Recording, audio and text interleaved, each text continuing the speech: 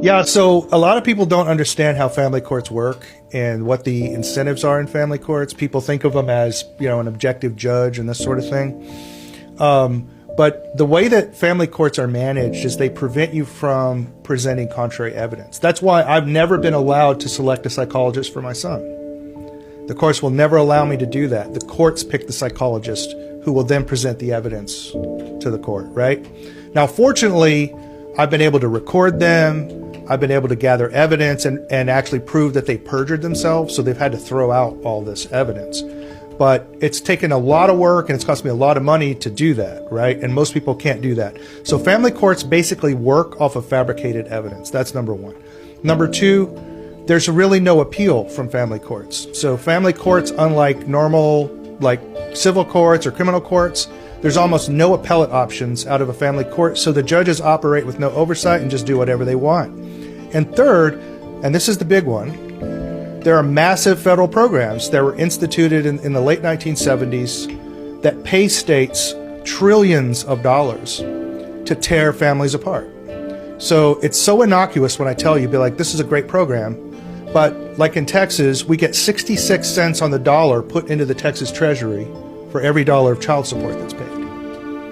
Right? So the state is now highly incentivized to issue the maximum amount of child support. That's why almost all divorces got 50-50 prior to the 1980s. And there was this skyrocketing of divorces where one parent loses custody. And that was to maximize Title IV-D reimbursements to the states. In Texas, it's $500 million to the Texas budget. If the state is profiting off of child support? Correct. And in most states, the Judicial Retirement Fund is funded from this money. So the more child support that's issued from the family courts, the larger the judicial retirement. It's a massive program. It's the size of the largest defense programs. So the incentives are absolutely huge. To get people to pay child support? Correct. Even married people, to get them to break up and then have to pay each other child support? Absolutely, yeah. So, because you would think the best child support would just be 50-50 custody and let people raise their kids. The best child support is to raise your own kid. That's the best child support. But they don't do that. Most states actually have laws prohibiting the courts from doing that. Texas has a family code in which it's assumed to be in the child's best interest that one parent get 24% of the time.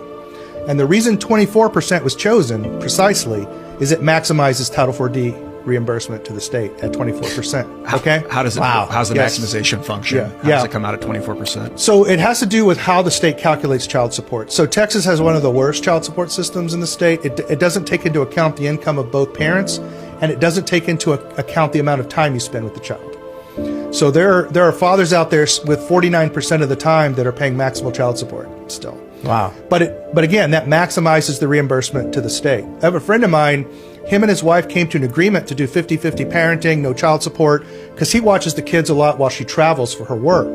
And so it all worked out, and they decided it's just better to do it this way. The state of Texas sent an attorney to argue in the case that they should not be allowed to do 50-50 custody. A huge kickback, yeah. Wow. An even more evil program that's related to this, Title IV-E. Title IV-E pays the states to adopt out orphans. What do you mean adopt out orphans? So like whenever CPS takes a child from someone and then adopts them into a good family, they get Title IV-E reimbursement funds, and it's a lot of money. It's like $50K per child. The state gets that money? Yes, it goes into the state budget. And where does it come from? Federal government. Interesting. Yep. So what'll happen in Texas is some satellite office of CPS will get low on budget, and they'll go and find a white baby under 2 years old, no medical problems, from working class parents who can't afford a lawyer, and then they take the child and adopt it out, and then they get $50,000 for their budget. That's how they do it. There's massive incentives to split up families in this country, and that's why you've had the explosion of divorce and rancor.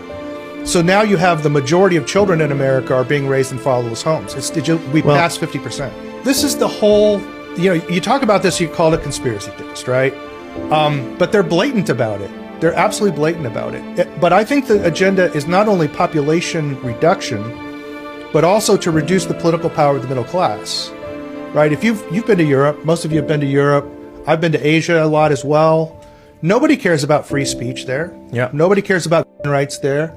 There's one place in the world where people care about free speech and rights, and that's the American middle class. Yep. They have to disempower the American middle class to get rid of these things. And so the best way to do that is to take fathers out of the homes.